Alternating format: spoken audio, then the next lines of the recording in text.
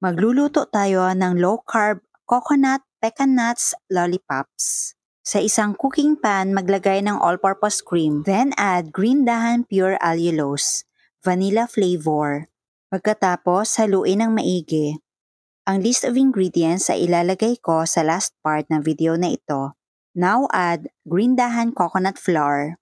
Haluin ulit ng maigi.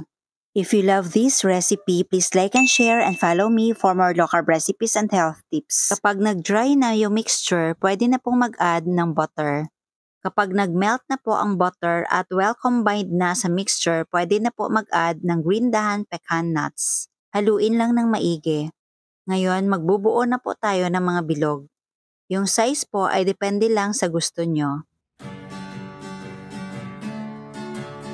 Then, put in the freezer for about 5 hours. While waiting, gagawa po muna tayo ng couverture.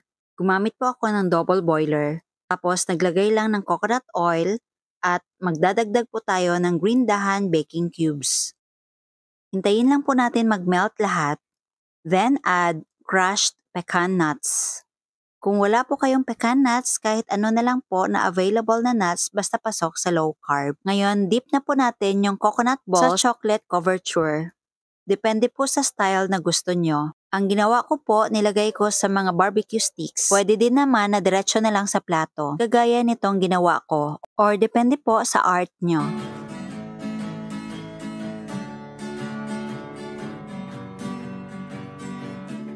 At ito na ang ating low carb coco nut lollipops.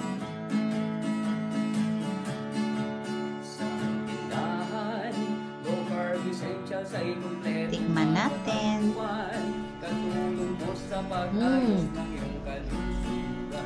Ang sarap. At syempre, hindi siya boring kainin kasi may crunchy doon sa loob. At sa coating. Try tayo dito ng isa.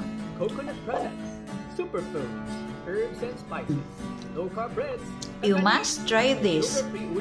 Kakagiliwan talaga to ng mga bata. Promise.